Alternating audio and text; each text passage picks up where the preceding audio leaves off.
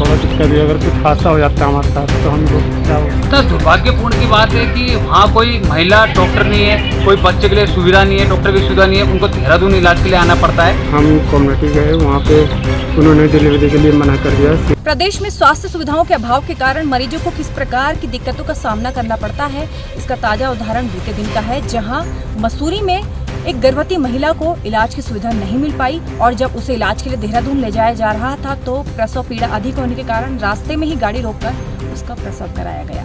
हालांकि महिला और जन्मी बच्ची स्वस्थ हैं, लेकिन सवाल ये उठता है कि अगर प्रदेश में स्वास्थ्य सुविधाओं का यही हाल रहा तो क्या इसी तरीके से मरीजों को दिक्कतों का सामना करना पड़ेगा। इस पर हमारी सरकार को इस ओर सख्त कदम उठाने चाहिए। मेरी घरवाली की तबीयत खराब धीरे धीरे हुई। हम कम्युनिटी गए, वहाँ पे उन्होंने डिलीवरी के लिए मना कर दिया, सीधा बोल दिया देहरादून के लिए कि ये मसूरी में 2 हॉस्पिटल हैं, कम्युनिटी और सिविल को कोविड सेंटर बना रखा है। इस वजह से मेरी वाइफ की रास्ते में ही डिलीवरी हो गई। झड़ी पानी के नीचे चुने खा लेते ग्लोरी पार्क।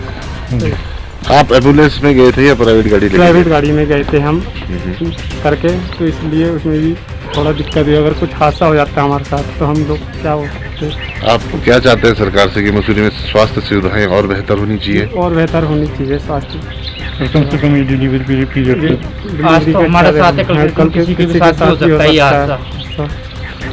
इसलिए तो जहाँ जो जच्चा बच्चा दोनों अभी स्वस्थ हैं, तो आपने किसी डॉक्टर को दिखाया उन्हें? अभी नहीं दिखाया डॉक्टर को। अच्छा, दोनों जच्चा बच्चा भी स्वस्थ हैं। वहाँ पे आपके किसी ने मदद करी है? वहाँ पे किसी एक महिला है हमें रास्ते में मिली, उन्होंने हमारे साथ मदद करी। बच्चे की नाल उल काटी उन्होंने, बच्चे की तो ठीक करा उन्होंने हमारे साथ। नाल काटी हमारे बच्चे की मदद करी हमारे साथ। ठीक है। बड़े ही शर्म की बात है हमारे उत्तराखंड वासियों के लिए कि आज एक महिला जो वहाँ हॉस्पिटल में इलाज के लिए गई थी और देहरादून आते हुए निजी वाहन में उसने एक बच्चे को जन्म दिया। और इतना दुर्भाग्यपूर्ण की बात है कि वहाँ कोई महिला डॉक्टर नहीं है, कोई बच्चे के लिए सुविधा नहीं है, डॉक्टर की सुविधा नहीं है, उनको देहरादून इलाज के लिए आना पड़ता है। और उसी को देखते हुए पहाड़ में भी एक दुर्घटना का कारण बना हुआ है कि आने वाले टाइम में भविष्य में कोई ऐसी दुर्घटना ना हो। मैं भगवान से प्रार्थना करता हूँ कल की डेट में अगर कोई मसूरी से ऐसे इलाज के लिए आ रहा हो, बरसात का टाइम आ रहा हो, पहाड़ नीचे गिर जाए उसमें, तो काफ़ी दुर्घटना हो सकती है। उसमें सरकार को इसमें ध्यान देना चाहिए। जबकि ये दावे करते कि डबल इंजन की सरकार हमारी उनमें फेल हो गई है। 10 साल से विधायक ने कोई सूद नहीं ली, घोषणाओं में घोषणाएं कर रहे हैं, धरातल पे कुछ दिखाई नहीं देता। उन्हें कभी मसूरी में कोई लेडीज महिला डॉक्टर के बारे में नहीं सोचा, बच्चों के बारे में नहीं सोचा। रक्षाबंधन कार्यक्रम वो हमेशा करते रहे, पर उसको देखते हुए उनको इन महिलाओं के उसमें ध्यान भी देना चाहिए था, डॉक्टरों में सुविधा देनी चाहिए थी, बच्चों के लिए देखना चाहिए था, पर इसमें कभी ध्यान नहीं दिया। और वो घोषणाओं में और सुर्खियों में छाने के लिए खाली घोषणाएं करते, उसके अलावा कुछ नहीं करते। पहाड़ उन्हें 2 साल से नहीं दिखाई दिए।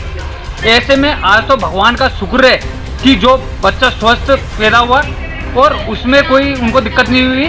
और उसी को देखते हुए मैं आशा करता हूँ कि जल्द से जल्द इसका पहाड़ का ट्रीटमेंट का कार्य जल्द हो और इसमें घोषणाएं न करके जमीनी स्तर में काम हो। कल की डेट में कोई हमारे वहाँ बहनें कोई इलाजों के आना पड़े देहरादून तो उनको ऐसी दुर्घटना का सामना न करना पड़े जो पहाड़ अगर कहीं गिरता है बरसात के टाइम में।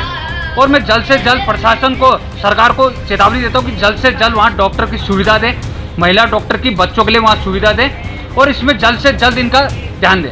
उस महिला के लिए आप कुछ सहयोग करना चाहेंगे जिसका भी अभी जिसने गर्भवती महिला ने बच्चे को जन्म दिया? मैं उसमें जो भी मेरे से होगा मैं जल्द से जल्द उनके प्रयास करूंगा देने के लिए उनको, और जल्द से जल्द उसको मिलूंगा भी और वहाँ जाकर खुद उनके उसमें सहयोग के लिए तत्पर खड़ा रहूँगा।